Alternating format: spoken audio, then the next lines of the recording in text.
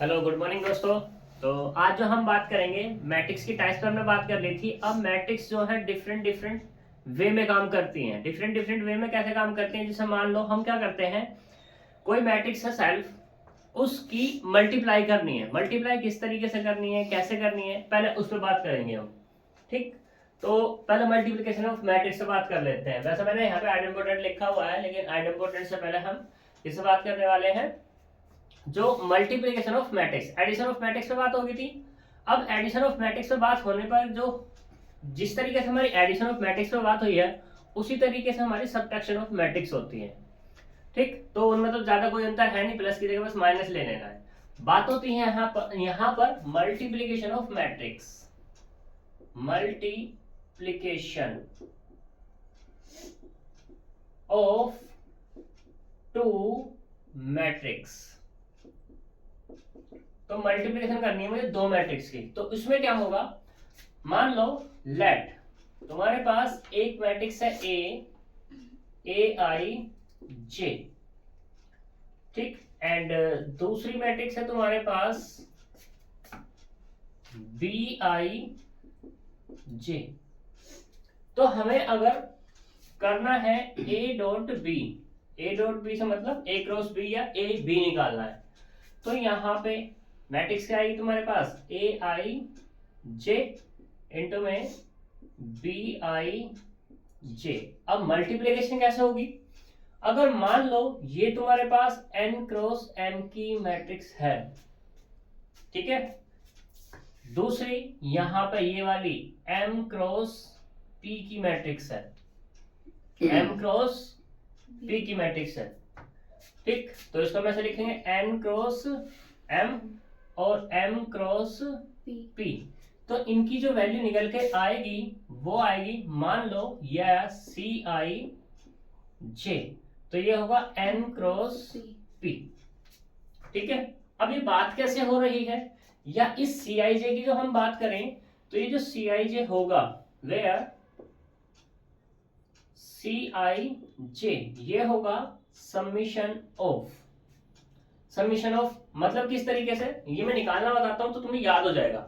देखो जैसे यहाँ पे ए आई जे का मतलब क्या है, ए आई जे का मतलब समझो, ये A11 A12 dot dot A1 n, A21 A22 dot dot A2n, फिर यहाँ पे है AM1, कौन सा था हमारे पास, n था, तो AN1 ये m आएंगे, ठीक है, तो AN2 डॉट डॉट ANM। पहली मैट्रिक्स तो तुम्हारी ये मिली,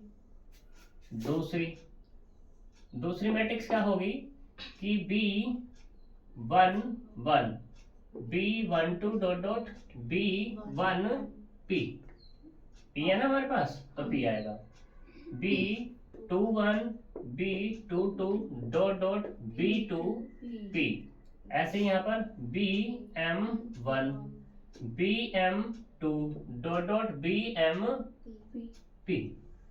ठीक, मल्टीप्लिकेशन कैसे होती है वो देखो, ये जो पूरी की पूरी रो है, पहली वाली जो रो है, इस पूरी कॉलम में मल्टीप्लाई होगी, ठीक है, पहली रो की पूरी कॉलम में मल्टीप्लाई होगी। मल्टीप्लाई किस तरीके से होगी कि इस वाले एलिमेंट की मल्टीप्लाई किसके साथ करेंगे, B1 के, तो यहाँ पे क्या आ जाएगा तुम्हारे पास A11 इंटू B11 प्लस दूसरे वाले के मल्टीप्लाई दूसरे वाले के साथ A12 और ये B21 प्लस A13 इंटू में B31 प्लस डॉट डॉट इसकी मल्टीप्लाई इसके साथ A1M इंटू में BM1,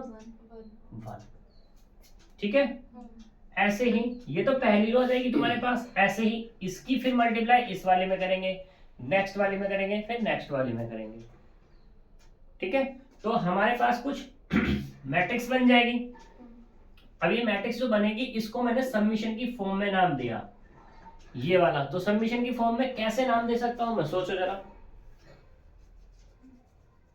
यहाँ पे मूव तो दोनों ही कर रहे हैं, तो क्या कह दूं मैं इसको, A आई जे और बी जे, क्या कह दूं, मैंने कुछ कहा है पे, बी ए आई जे और बी जे लिखो, इसको बी जे के लिख दो, बी जे के, ठीक है।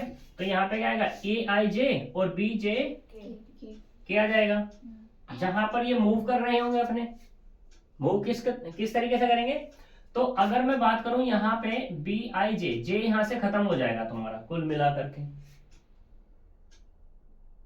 ठीक। या तुम इस पे बी जे पे भी लगा सकते हो वैल्यू को, डबल सबमिशन भी लगा सकते हो। देखते हैं इन्होंने क्या लिखा हुआ है, मैट्रिक्स पे कुछ लिखा हुआ है या नहीं, मल्टीप्लिकेशन पे ए के लिया हुआ इसने तो,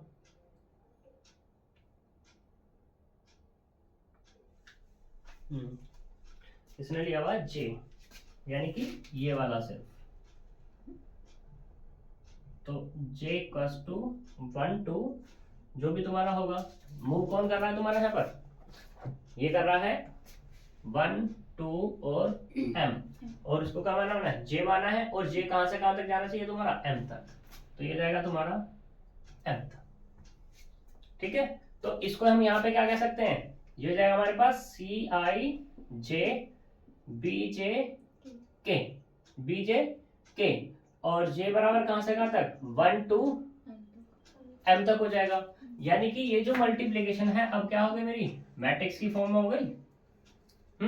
तो यहाँ पे क्या आएगा, जो मैंने टोटल बताया था कितना, n इंटू पी की फॉर्म, n इंटू पी की फॉर्म। तो अब हम यहाँ से कह सकते हैं ये ए आई जे, यानी कि ये क्या मिला हमें, ये हमें नया नाम दिया था, इसको हम हटा ही देते हैं यहाँ से, ठीक है। वैसे ये सही था, क्योंकि फिर गलत कहाँ हुआ, गलत यहाँ पे हुआ कि मैंने इसे सबमिशन सी आई जे यहाँ कह दिया इसको, ठीक है, ये ए आई जे, अब सही है वो, ठीक।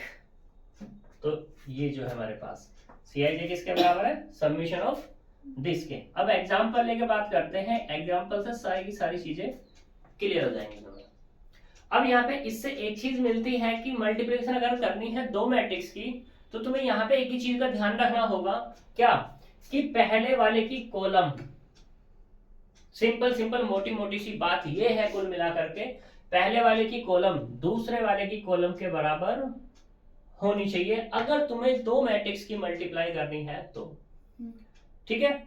अगर मान लो मैं यहीं पे ये बात कर देता b इंटू ए, b इंटू ए, बी मतलब कितना, बी जे के m क्रॉस p, इंटू में कितना आएगा, a की वैल्यू, a कितना है, ए आई जे, और ये कितना है, n क्रॉस m। तो यहाँ पे पहले वाले की कॉलम क्या बराबर है पहले वाले की रो के, नहीं है, तो एग्जिस्ट नहीं करेगी, ठीक है।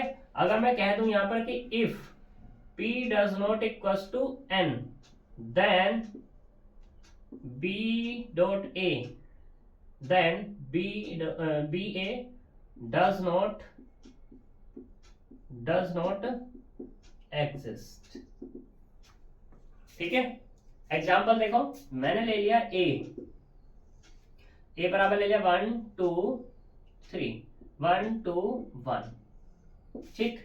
एक मैंने लिया b ले लेते हैं 1 2 3 1 1 1, ठीक। इसका साइज क्या है, 2 इंटू 3 का, इसका साइज क्या है 3 इंटू 2 का, कोई दिक्कत। मैं पहले निकालता हूं a डॉट बी, मतलब 1 2 3 1 2 1, ठीक। दूसरे वाला 1 1 2 1 3 1, तो यहाँ पे इसका साइज क्या था 2 इंटू 3 का, और इसका साइज क्या था 3 इंटू 2 का। तो पहले वाले की कॉलम दूसरे वाले की रो के बराबर है, तो यानी कि मल्टीप्लिकेशन हो जाएगी हमारी। अब होगी कैसे उसके बारे में बात करते हैं। तो पहले वाली रो की मल्टीप्लाई करेंगे पहले वाले की कॉलम में, तो 1 की 1 में करेंगे कितना आएगा 1, प्लस 2 की 2 में करेंगे तो कितना आएगा 4, और 3 की 3 में करेंगे तो कितना आएगा 9। कोई दिक्कत। ऐसे ही दूसरे वाले की करेंगे, तो 1 की 1 में करेंगे 1, 2 की 1 में करेंगे तो 2 प्लस 3 की 1 में करेंगे तो 3। कोई दिक्कत? ऐसे ही यहाँ पे 1।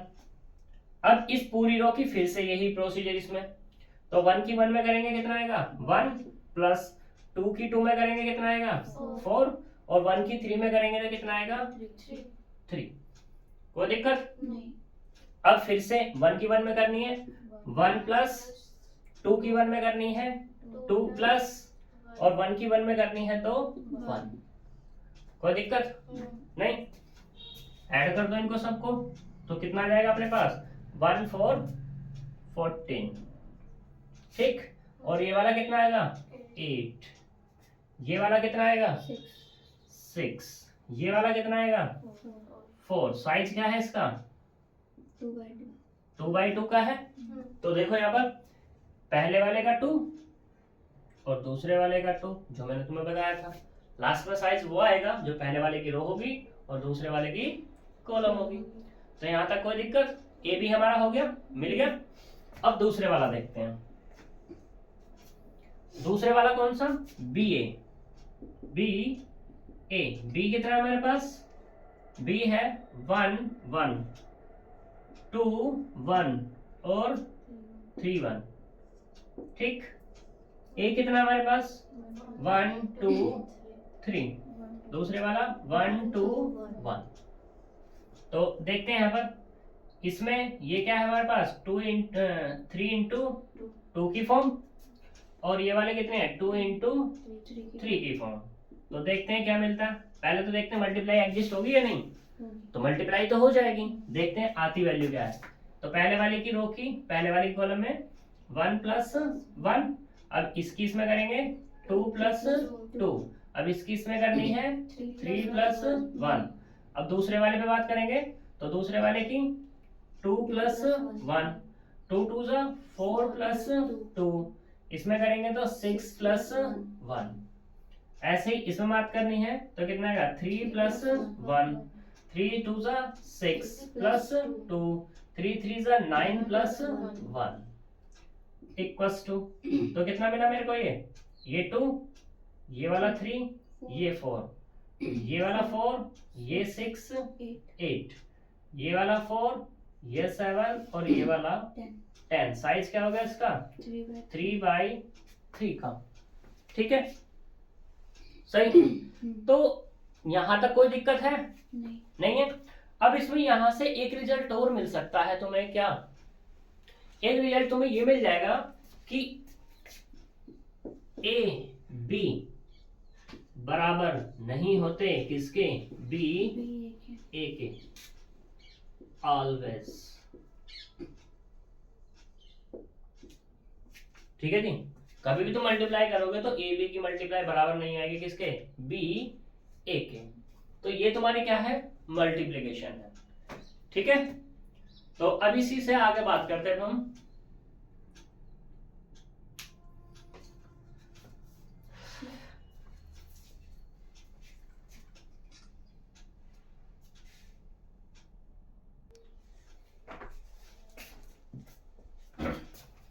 अब बात करते हैं कुछ मैट्रिक्स पर, जैसे कि आइडेम्पोटेंट मैट्रिक्स। आइडेम्पोटेंट मैट्रिक्स होती क्या है उसके बारे में बात करते हैं। तो मान लो let A be any square matrix, square matrix. ठीक है, देन या ऐसे कह दो इफ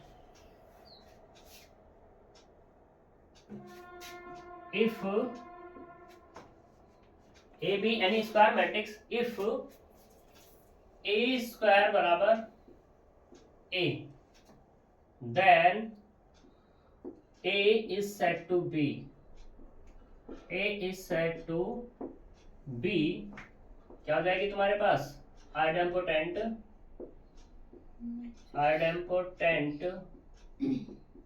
मैट्रिक्स। अब बात करते हैं इसके एग्जांपल पे कि इसका एग्जांपल दिखाओ जी। तो देखो एक एग्जांपल है हमारे पास, ए बराबर कितना है ये 2 -2 -4 -1 3 4 1 -2 और माइनस के 3। ये हमारे पास एक 3x3 की मैट्रिक्स है। इसको बताना है ये हमारी आइडेम्पोटेंट है। ठीक है, कैसे बात करते हैं आइडेम्पोटेंट के लिए? मैंने फॉर्मूला क्या बताया, ये जो फॉर्मूले की तरह ट्रीट होगा, एक इसकी तरह ट्रीट होगा फॉर्मूले की। ए स्क्वायर बराबर ए स्क्वायर बराबर ए का मतलब क्या हो जाएगा? सबसे पहले इसके बारे में जानो। ए स्क्वायर का मतलब क्या है? ए इंटू ए, ये तो है, यानी कि मैट्रिक्स की सेल्फ में मल्टीप्लाई करनी है। 2 -2 -4 -1 3 4 1 -2 माइनस के 3। ठीक, ऐसे दूसरे वाली आएगी तो कौन सा? 2 -2 -4 -1 3 4 1 -2 और माइनस के 3। कोई दिक्कत नहीं है? तो अब बनेगी दिक्कत। इस पूरी की पूरी रो की मल्टीप्लाई इस पूरी की पूरी कॉलम में एग्जिस्ट है, स्क्वायर मैट्रिक्स है, 3x3 के तो 3x3 ही रहनी है, वो तो उसमें कोई दिक्कत नहीं है। तो 2 की 2 में करेंगे कितना आएगा? 4 प्लस -2 की -2 में करेंगे कितना आएगा? प्लस के 4 -4 की -4 में करेंगे तो कितना आएगा? 16 आ जाएगा। भैया कॉलम में करनी थी। पक्का कॉलम में करनी थी। इसकी मल्टीप्लाई इसमें और इसकी मल्टीप्लाई इसमें, तो प्लस के कितना आएगा? ये वाला 2 और इसकी मल्टीप्लाई होगी इसमें तो कितना आएगा? माइनस के 4। ऐसे अब इसकी मल्टीप्लाई इस पूरी की पूरी कॉलम में तो कितना आएगा?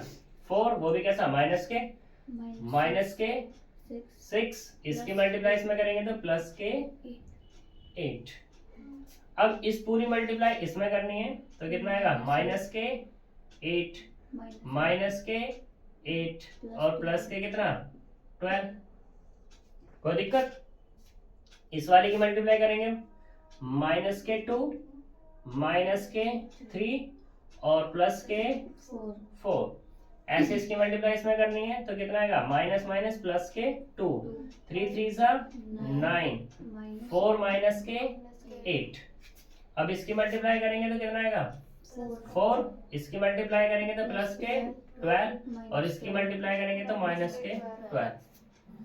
इसकी मल्टीप्लाई करनी है तो कितना आएगा? 2 माइनस माइनस प्लस के 2 और माइनस के 3। इसकी मल्टीप्लाई इसमें करेंगे तो माइनस के 2, इसकी मल्टीप्लाई करेंगे तो और इसकी मल्टीप्लाई करेंगे तो प्लस 6। ठीक है, प्लस के 6 ही आएगा। इसकी मल्टीप्लाई -4, इसकी मल्टीप्लाई -8 और इसकी मल्टीप्लाई 9। -6 आएगा उसका। ये वाला आगे वाला ये वाला 3 इसकी इस पूरी की मल्टीप्लाई इसमें करनी है तो ये कितना आएगा? 6। अब ठीक है, तो यहां से कितना मिल जाएगा? अब ये 4 से 4 कैंसिल तो कितना मिला? 2। इसमें क्या कैंसिल है? -2 माइनस के 3 प्लस के 4 तो कितना हो गया? -1। इस वाले में क्या आएगा? प्लस का 1। इस वाले में क्या आएगा? माइनस का 2। इस वाले में क्या आएगा? प्लस के 3। इस वाले में क्या आएगा? माइनस के 2। इस वाले में क्या आएगा? माइनस के 4। इस वाले में क्या आएगा? +4 और इसमें क्या आएगा? माइनस के 3। और ये किसके बराबर है भाई साहब? ए स्क्वायर बराबर किसके हो गया? ए के। कोई दिक्कत नहीं? तो इसका मतलब क्या हुआ? ए इज आइडेम्पोटेंट मैट्रिक्स है। यहां तक कोई दिक्कत नहीं? आगे चलते हैं। फिर आता है यहां पर इनवोलेंट्री मैट्रिक्स। इनवोलेंट्री मैट्रिक्स क्या है? इनवोलेंट्री तो यहां पे क्या होगा? हमारे पास बिल्कुल डिक्टो डेफिनेशन यही है। ठीक है, तो मैं चाहूं तो यहीं पे चेंज कर सकता हूं, यहीं पे कर लो। चलो क्योंकि हमें फिर कम लिखना पड़ेगा। Involuntary matrix. तो यहाँ पे सिर्फ इसमें क्या चेंजेस हो जाएगा कि ए स्क्वायर बराबर क्या होगा तुम्हारे पास, आई। ए स्क्वायर बराबर क्या हो जाएगा तुम्हारे पास, आई। तो यहाँ इसको क्या बोल दिया जाएगा, इनवॉलेंट्री मैट्रिक्स।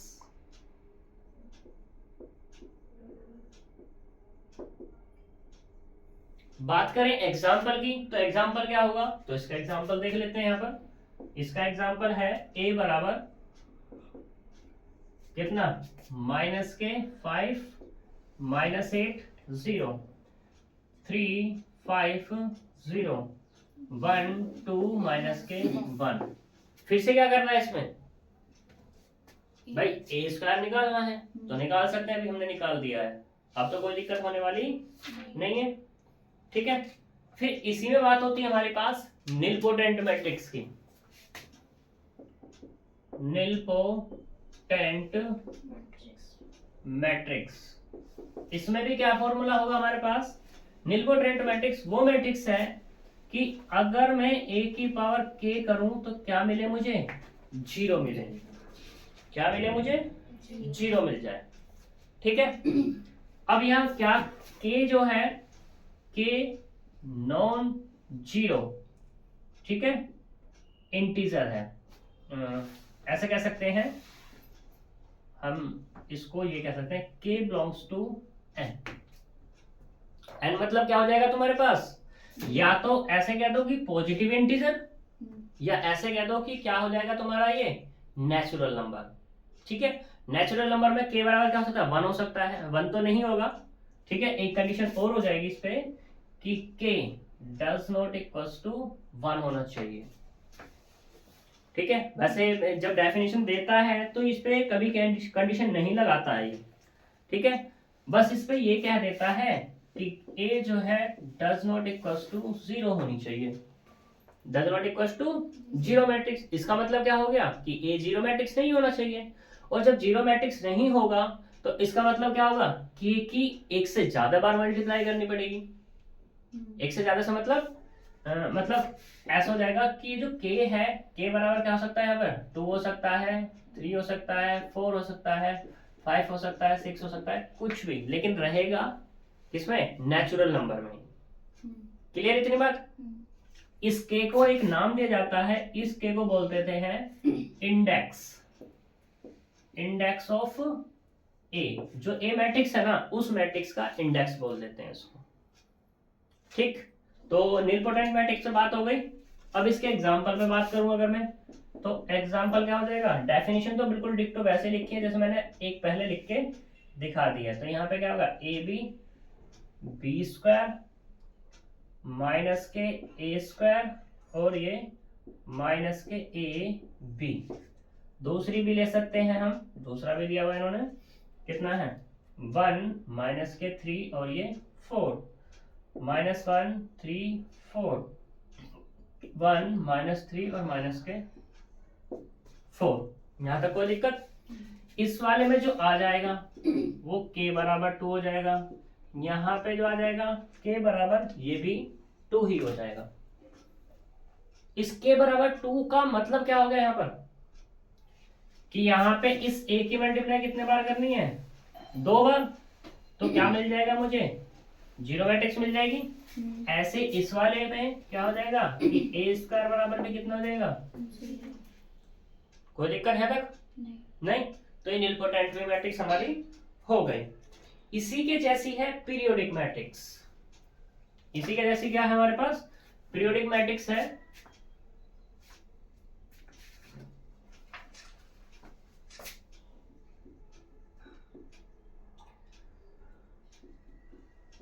पीरियोडिक मैट्रिक्स, इसमें क्या है कि स्क्वायर मैट्रिक्स तो होगी ही होगी ए, यहाँ पे क्या आएगा a की पावर k प्लस 1 बराबर a, a की पावर k प्लस 1 बराबर a होना चाहिए यहाँ पर। ठीक है, अगर कोई भी ऐसी मैट्रिक्स कर देती है कि a की पावर k प्लस 1 बराबर कितना मिल गया मुझे, a मिल गया, तो मैं इस मैट्रिक्स को क्या बोल दूंगा, इस ए मैट्रिक्स को, या इस ए मैट्रिक्स को क्या बोल दूंगा, पीरियोडिक मैट्रिक्स। ठीक है। अब यहाँ पे जो के आएगा, ये जो के होगा, ये पीरियड टाइम कहलाएगा। इसका क्या कहलाएगा तुम्हारा, पीरियड टाइम। ठीक।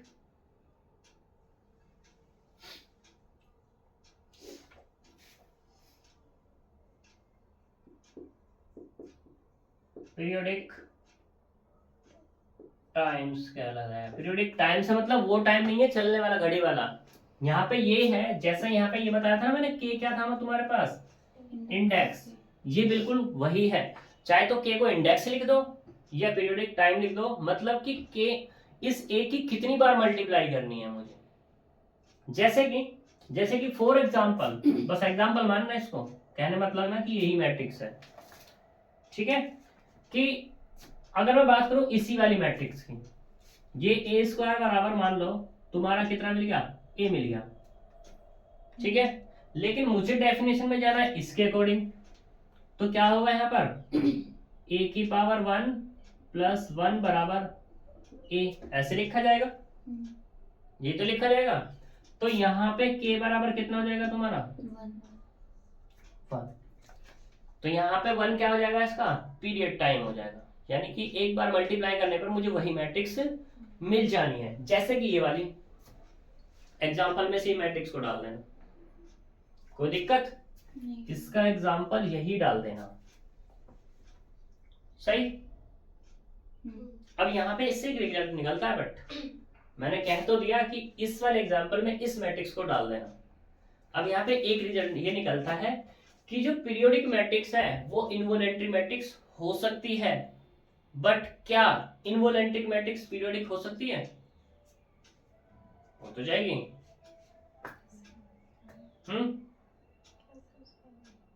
भाई एक बार बताओ, ए स्क्वायर बराबर कितना मिल रहा है मुझे, ए मिल रहा ना। तो इसका मतलब क्या हुआ, इसका मतलब ये हुआ ए स्क्वायर है तो ए को क्या लिख लें, 1 प्लस 1 बराबर ए ही तो मुझे मिल रहा है। तो पीरियोडिक मैट्रिक्स होगी ये पीरियोडिक भी होगी और कैसी होगी तुम्हारी, इनवोलेंट्री मैट्रिक्स भी हो गई। ठीक है। तो हम यहाँ पे कह सकते हैं कि इनवोलेंट्री मैट्रिक्स हमेशा पीरियोडिक होगी, बट पीरियोडिक मैट्रिक्स हमेशा इनवोलेंट्री मैट्रिक्स नहीं हो सकती। वो कुछ केसेस में होगी। कुछ केसेस कैसे, जैसे ये वाला केस। अब मान लो कोई एक आधी मैट्रिक्स में ऐसी ले लूं, कोई एक मैट्रिक्स में ऐसे ले लेता हूं कि a की पावर 3 बराबर a मिल जाए, 3 बार मल्टीप्लाई करने पे मुझे मिले a।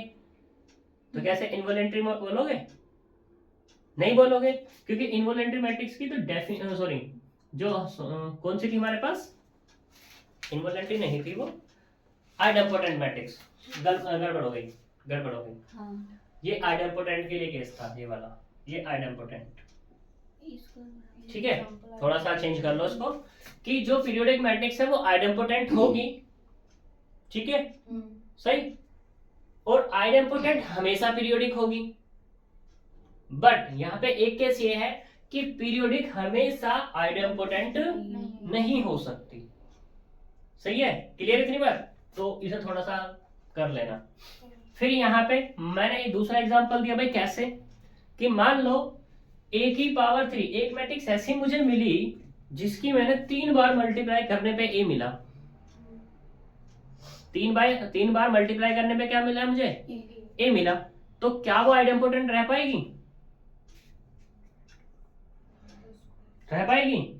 आइडेम्पोटेंट की तो डेफिनेशन क्या है कि a स्क्वायर बराबर क्या है तुम्हारा, a है।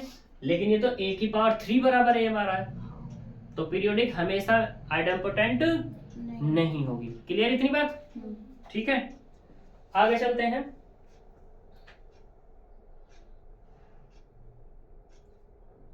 जल्दी कर लो उसको फटाफट।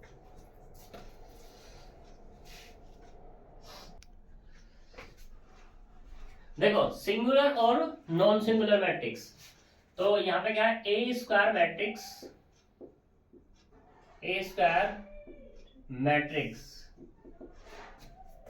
ए is said to be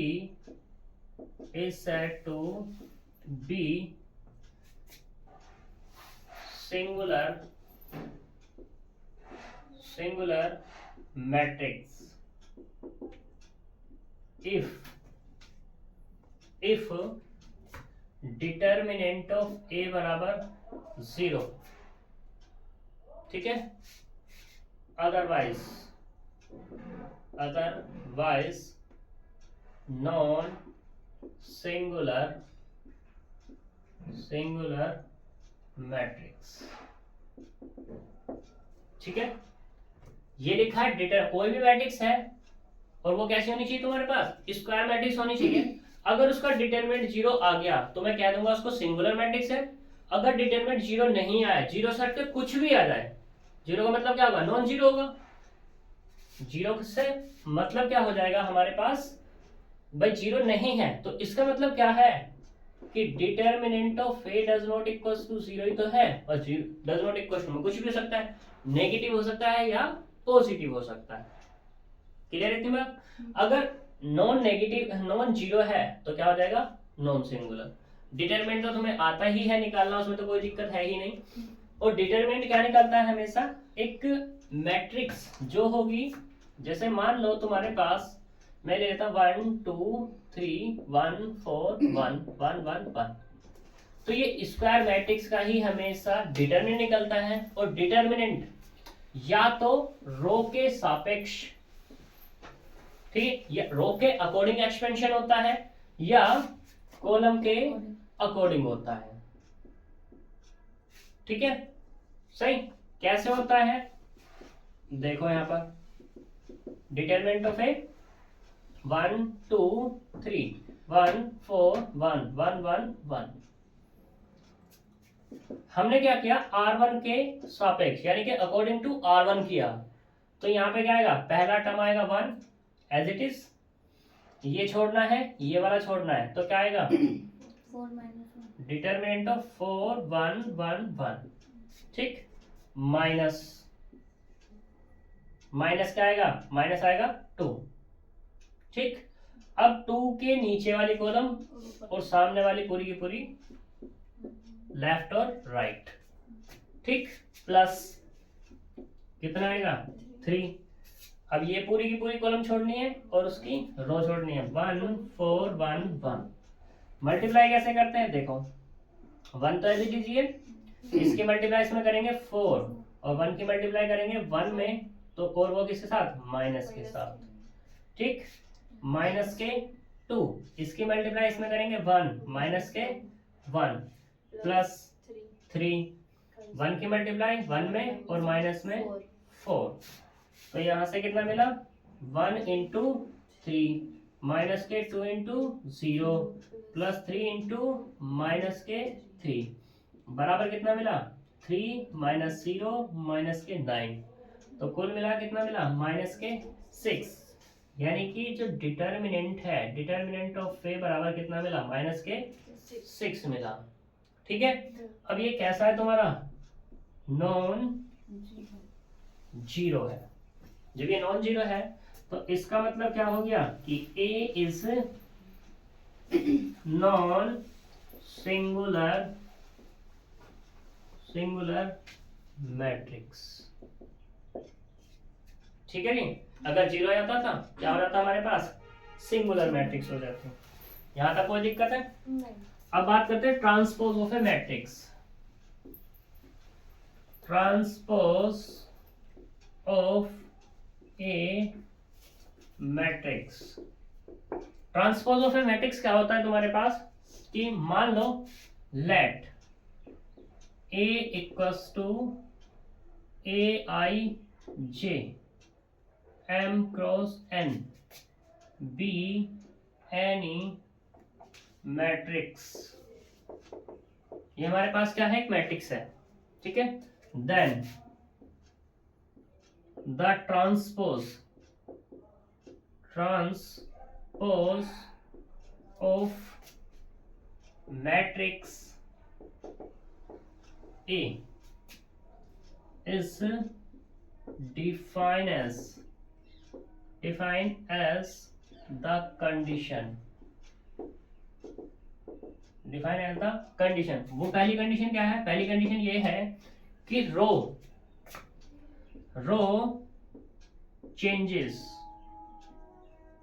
change by column, and second condition क्या है कि कॉलम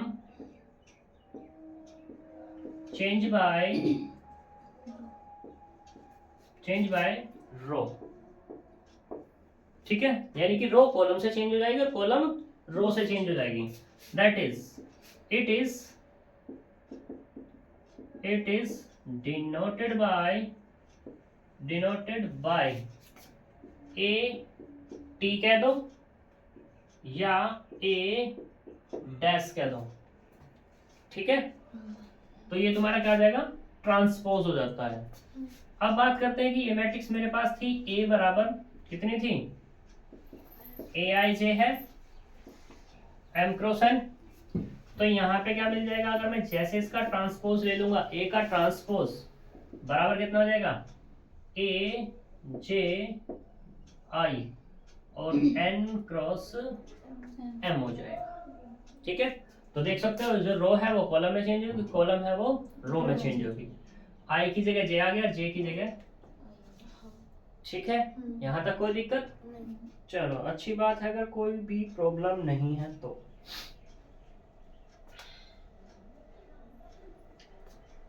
एग्जाम्पल तुम ले सकते हो अगर लेना चाहते हो तो। ए बराबर मैंने कह दिया 1 2 1 1 1 1। ये क्या साइज है इसका? 2 into 3 का है। तो अगर तुम्हें ए का ट्रांसपोज लेना है तो क्या करोगे? रो कॉलम में चेंज हो जाएगी। ये रो थी तो क्या आ जाएगा? 1 2 1। ये रो थी किसमें होगी? 1 1 1। ये तो मैंने रो की बात कर दी, बात करूं मैं कॉलम की तो कॉलम क्या है? 1 1 1 1 आ गई रो में। 2 1 थी, 2 1 में पहुंच गई। 1 1 में है तो 1 1 में पहुंच गई। क्लियर इतनी बात? इसका साइज 2 into 2 का 3 का था तो इसका कितना हो गया? 3 into 2 का हो जाएगा। यहां तक कोई दिक्कत नहीं। इसी से आगे आती है ऑर्थोगोनल मैट्रिक्स। ये तो रफ कर दूं।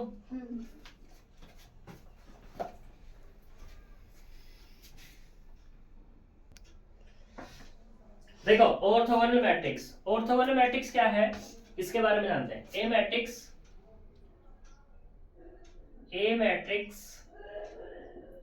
A is said to be orthogonal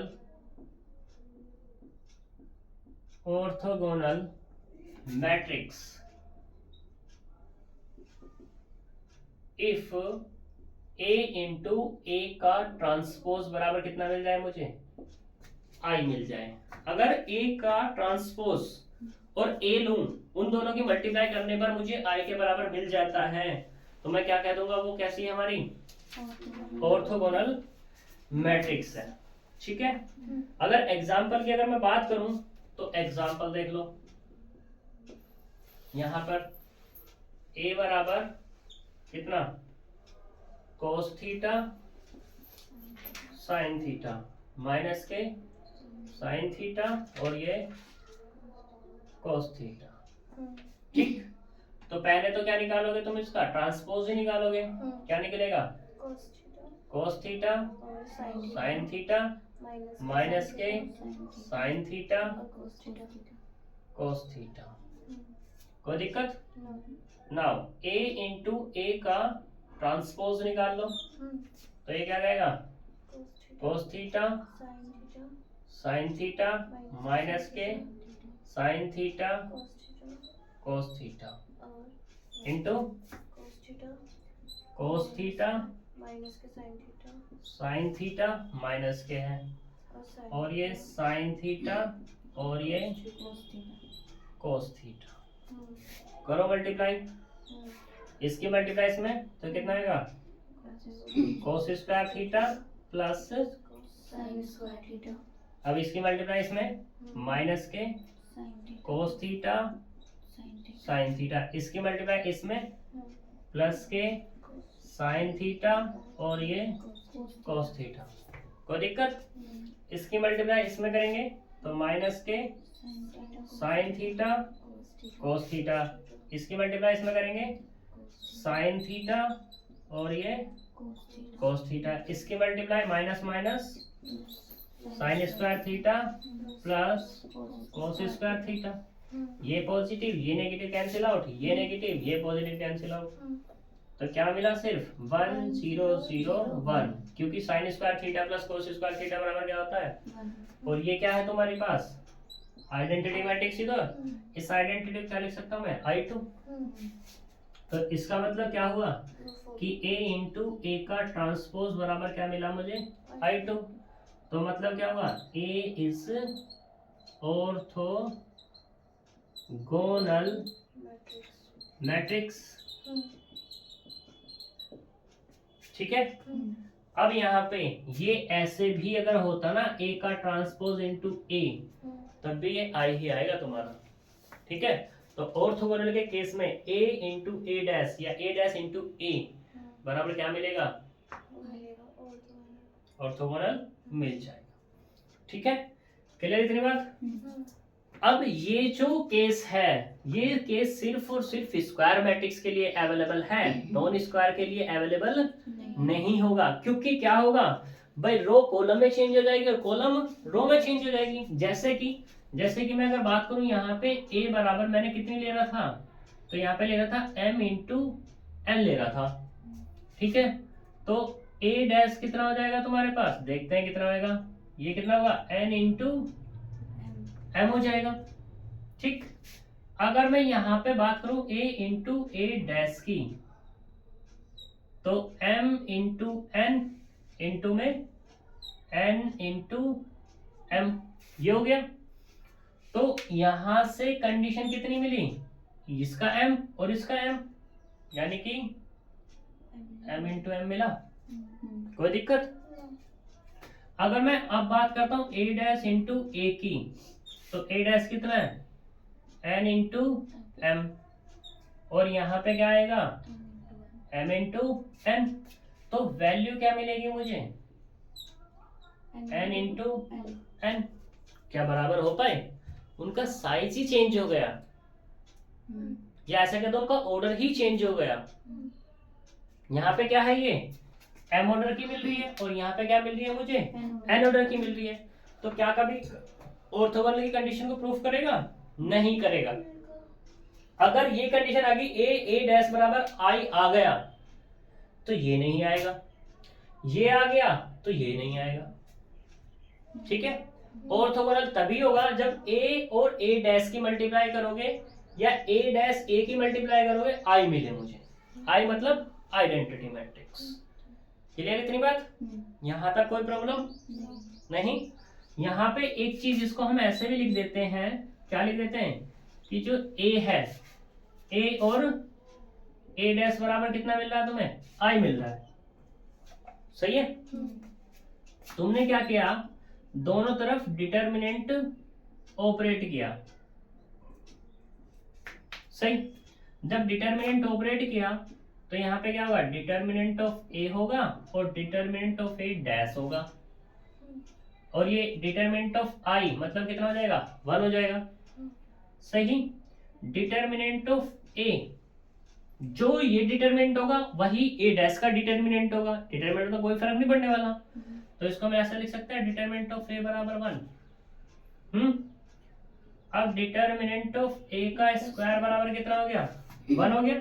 यहां से तो कोई दिक्कत है ही नहीं। अब अगर डिटर्मिनेंट ऑफ A निकालूं मैं, तो वो कितना मिलेगा? प्लस माइनस 1 मिलेगा।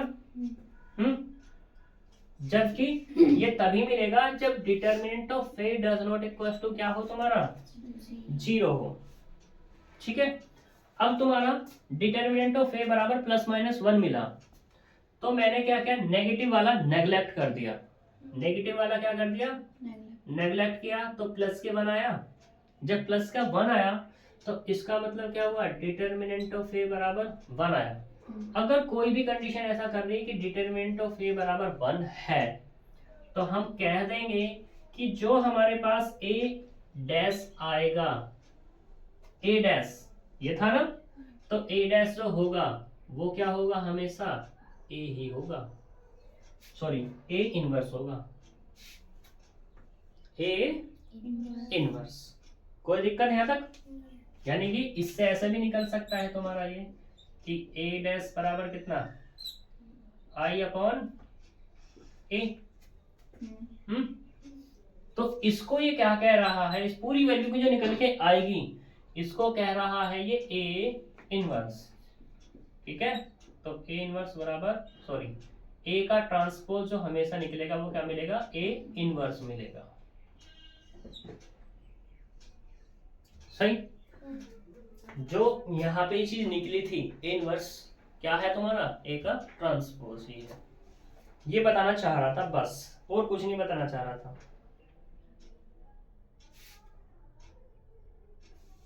फिर इसे एक थ्योरम कही, इसको तुम देखना अपने आप कि मान लो एक है तुम्हारे पास ए और एक है तुम्हारे पास बी। मैं ऑर्थोगोनल का साइन दे रहा हूं। अब ऑर्थोगोनल का साइन ये होता है जो परपेंडिकुलर का होता है। ठीक है, तो ए और बी दोनों के दोनों कैसे ऑर्थोगोनल हैं। फिर तुमने क्या निकाला, ए और बी पहला मल्टीप्लाई कर ली, ठीक है, और फिर निकाला तुमने बी ए, ये भी मल्टीप्लाई है।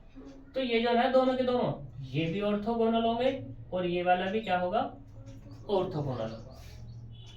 क्लियर है बात? ठीक, ये तुम्हें देखना है कोई भी दो मैट्रिक्स लेकर के, तो इसके अब एग्जांपल्स तुम्हारे हो जाएंगे, मुझे कराने की जरूरत नहीं है, आगे के करके देखना। वैसे इंपॉर्टेंट एग्जांपल मैं करा दूंगा। सही है, अब तो बस एग्जांपल ही चल रहे हैं, तो 2-3 डेफिनेशन हो रही हैं, फिर खत्म हो जाएगा तुम्हारा। सही, तो मिलते हैं नेक्स्ट वीडियो में, तब तक के लिए बाय बाय।